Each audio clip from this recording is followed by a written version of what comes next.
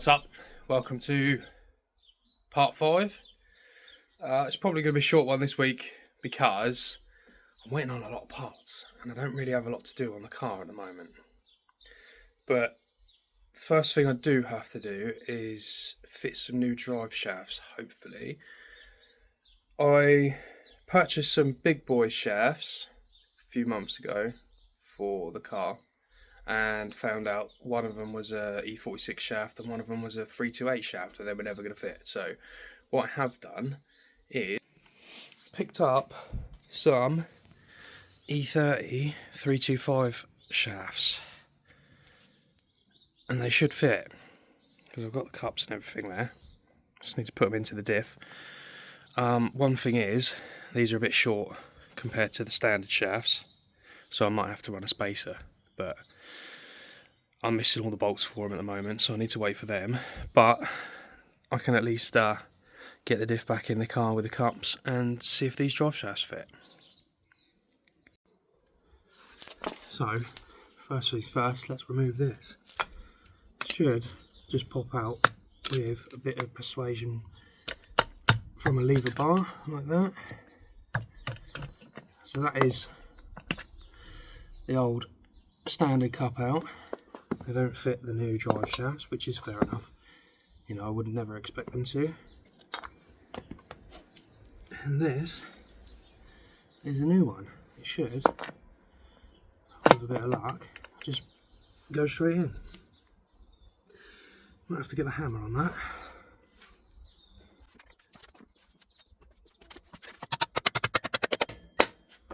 Just like that. Easy as that. One thing you do have to be wary of is this little clip that sits inside the diff. Holds the shaft, holds the cups in. So you just got to make sure that it seats correctly on here. So I'm going to try and put it back in this diff now. Try not to lose it inside the diff.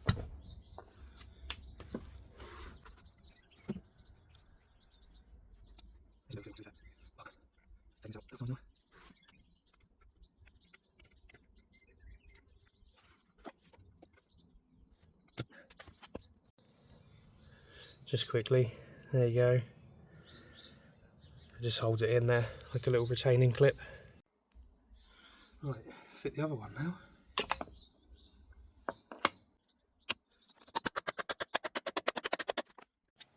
And there we go. Fitted. Now they do sit a little bit proud compared to the standard ones, which is fine, hopefully, because they sit proud and they're a bit short.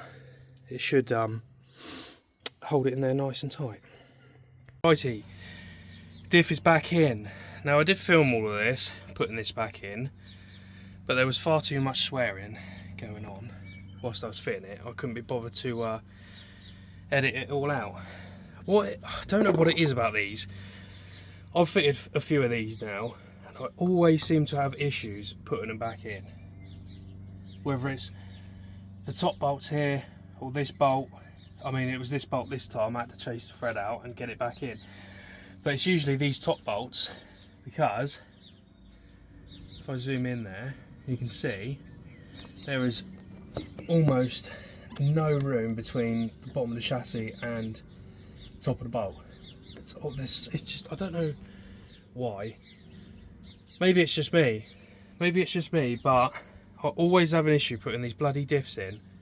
So if anyone's got any tips and tricks to put them in, so I don't have to waste an hour or more putting them in, that would be bloody ideal. Should we have a partial bit of success though? I've got one side in. Obviously I still need to get the bolts in, and I might have to run a spacer. I'm going to look into that, but I'm not sure what it'll be like when obviously the arm is sat on the deck and the shaft is level. It might push it back in a little bit. But yeah, one side in, and the other side the thread is shagged. So I'm not sure what I'm going to do for that. I'm just losing my rag at the moment. Look at the state of that thread. No wonder the bloody nut didn't go on. Not quite sure what I'm going to do with that. I might have to order a tap and die set for that and see if I can chase that thread out at all. If not, that is a very expensive bit of scrap. Bastard. Well, it's Monday and I have managed to sort the thread out. Luckily, I found a tap and die off of Amazon and she's lovely now. If anyone's wondering, it is an M22 by 1.5. 15 quid off Amazon. I don't know if I'll ever use it again, but it's handy to get hold of if you need it. Drive shaft saved. I don't know how strong it's going to be, but if I need to replace it in the future, you know, it is what it is. I'm just waiting for some spacers to turn up for them and longer bolts, and then I can get them both in and maybe get the back end of the car on the floor. That'd be nice. Just got to do the brake lines on the back of the car and then that's done. Excuse the mess. Sort of packed up in a rush. I've also had a couple of things delivered today. So first of all, Astra power steering pump.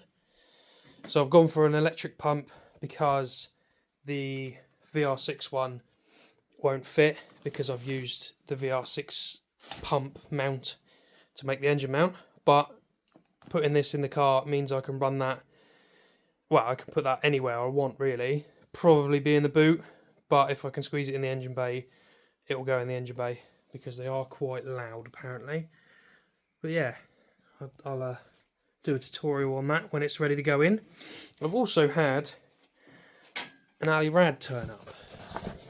However, on the website it looked a bit bigger and it sounded a bit bigger. It is quite small. I've gone with this because it means I can just chop the ports off and weld AN fittings to it and, you know, plumb them straight into the VR6. But I don't know if it's going to be big enough. I think it's going to be too small. I'm kind of limited between the chassis legs anyway, so without spending like 200-300 quid, which I don't really have at the moment, I've just gone with a cheap eBay special, but it'll probably be replaced anyway in the near future. But if it gets the car running and driving and, you know, cools it enough when I get some fans for it, which I'll probably buy off eBay anyway, then it should be good to go. What else? I'm also waiting for intercooler. That's on its way. And starter motor. I had to buy a V5 Passat starter motor because apparently that's the only one that fits with the adapter plate that I've got. Now on a standard VR6, I'll show you inside, but a little rain never hurt anyone. On a standard VR6,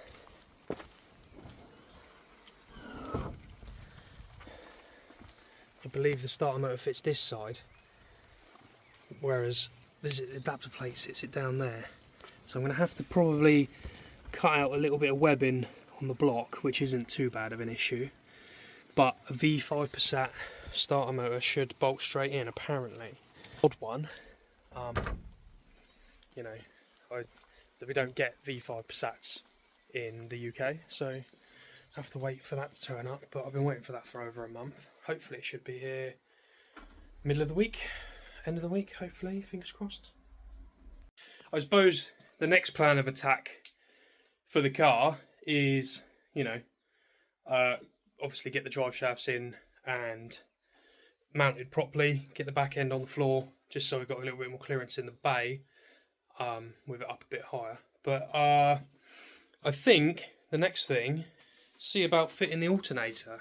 Now, I know this fits, but the mount for it goes all the way down the side of the block, and the power steering pump for a VR6 fits on the same mount.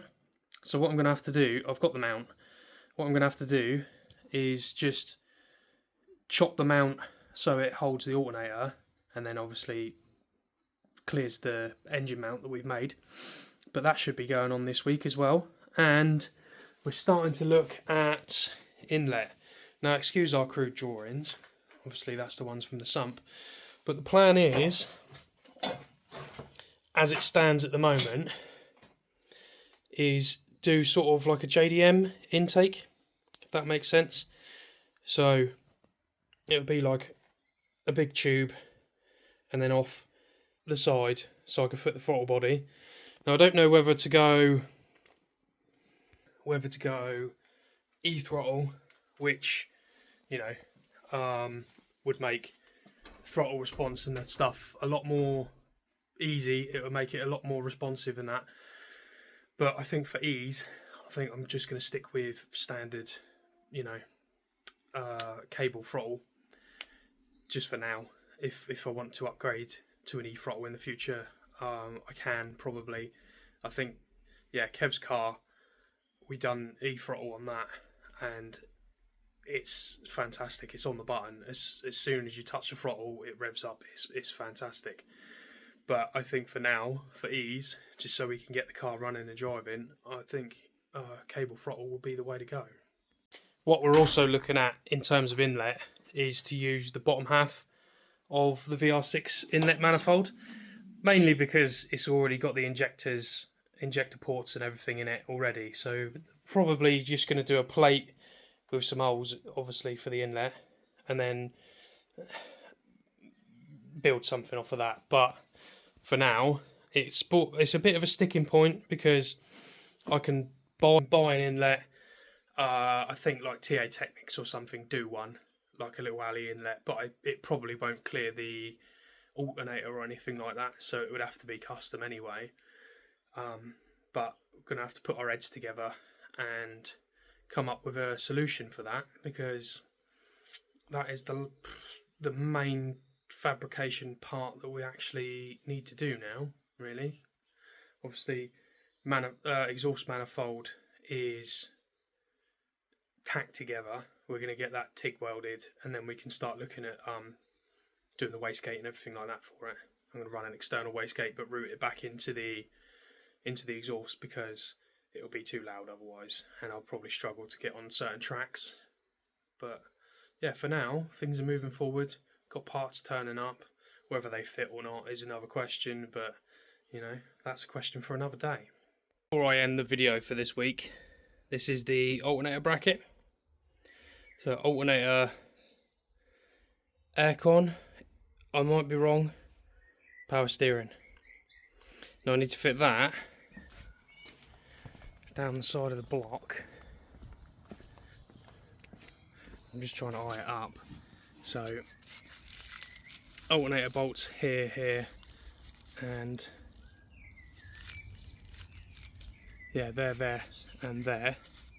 And it comes down over this, which is the water pump, and then bolts into here, and then bolts into here. So obviously that's in the way now.